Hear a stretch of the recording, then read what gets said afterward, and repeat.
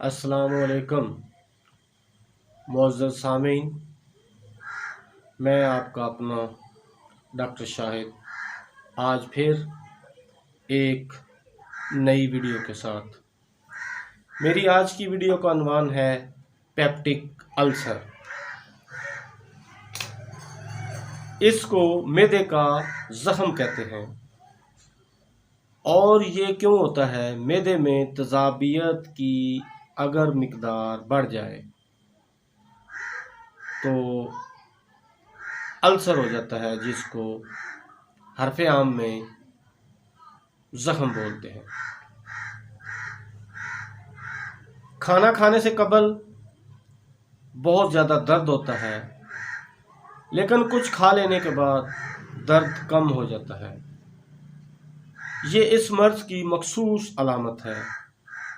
मैदे में तेज़ाबियत भी बनती है, उल्टियाँ भी आती हैं, जिसकी वजह से दर्द में कुछ कमी होती है। इस अल्सर की वजह फस्ट्यूला भी हो सकती है, जो कि शदीद दर्द का बायस बनती है। फिस्टुला का मतलब एक नाली का दूसरी नाली में खुल जाना है। आप लोगों से इल्तमास है कि जिन लोगों ने मेरे चैनल को सब्सक्राइब कर लिया है वो तो ठीक है, जिन्होंने अभी तक मेरे चैनल को सब्सक्राइब नहीं किया और वो मेरे चैनल पर नए हैं, तो लिहाजा उनसे गुजारिश है कि वो मेरे चैनल को सब्सक्राइब कर लें, ताकि मेरी नई आने वाली मालूमाती वीडियो से ज़्यादा मुस्तफ़ीज़ हो सकें। इस मर्ज़ की बहुत सी वजूहात हैं। बकसरत तम्बाकू नोशी भी इस बीमारी का सबब बनती है।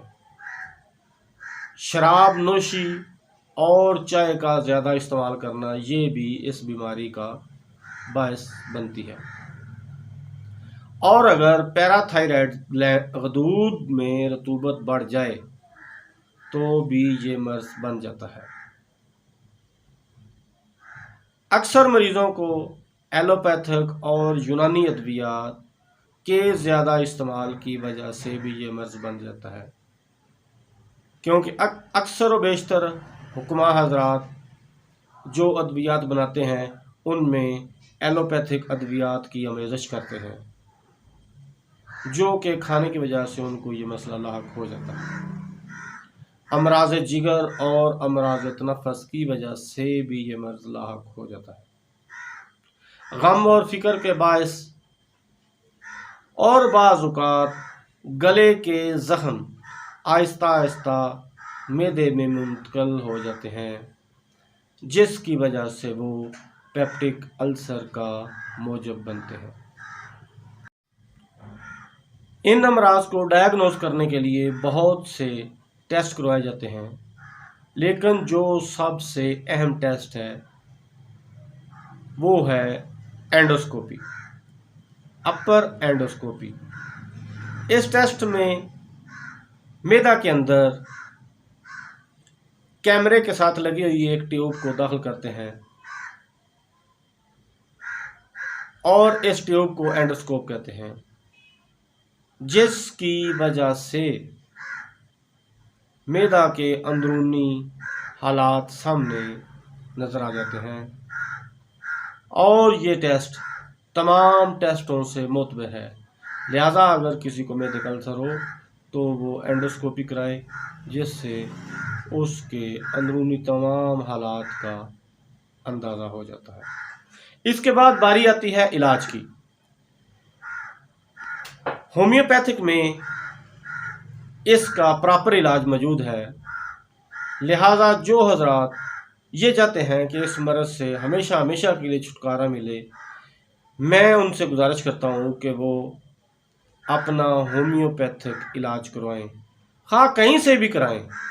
ये ज़रूरी नहीं है कि लो जी फलां डॉक्टर के पास ही जाना है। जिस डॉक्टर के पास भी जाना हो वहाँ से वो अपना होम्योपैथिक इलाज करवा सकते हैं। होम्योपैथिक में इसका बहुत अच्छा इलाज मौजूद है। इसमें नक्स वोमिका इस्तेमाल होती है। ये ऐसे मरीज़ों के लिए ज़्यादा तौर पे इस्तेमाल होती है जो अय्याशाना ज़िंदगी गुजारते हैं। उनकी हालत को ये बेहतर बनाती है। उसके बाद पलस्टीला इस्तेमाल होती है, नेट्रम फास इस्तेमाल होती है, फेरम फास इस्तेमाल होती है, कलकेरिया फास भी इस्तेमाल होती है और काली म्योर। इनका मुरक्कब भी बहुत बहुत ज़्यादा कारगर साबित होता है। कलकेरिया कार्ब सांस के फूलने, सीने में जलन वगैरह के लिए इस्तेमाल होती है, और चाइना भी इस्तेमाल होती है अगर उसके मुंह का जायका कड़वा हो चुका हो। लाइकोपोडियम भी इस्तेमाल होती है। इसके बाद आर्सेनिक एल्बम भी इस्तेमाल होती है, काली बिक्रोम भी इस्तेमाल होती है। उसके अलावा कार्बोविज भी इस्तेमाल होती है, एल्ट्रोजिन भी इस्तेमाल होती है, नाइट्रिक एसिड भी इस्तेमाल होती है, फास्फोरस ये भी इस्तेमाल होती है। इसकी एक मखसूस अलामत होती है कि जो भी खाना पीना है वो जैसे ही मैदे में पहुंचता है तो फौरन ही उल्टी हो जाती है।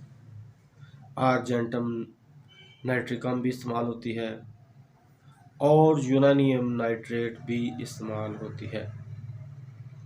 इसके बाद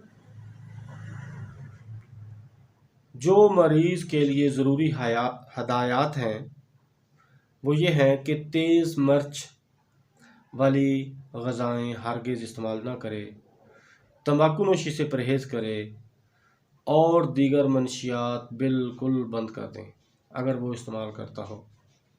उसमें चाय है, कॉफ़ी है, शराब है, इस तरह की चीज़ों को बिल्कुल बंद कर देना चाहिए। हल्की और ज़ूद हज़म ग़ज़ा इस्तेमाल करनी चाहिए जिसमें मिर्चें और दीगर मसाला जात बहुत कम हों,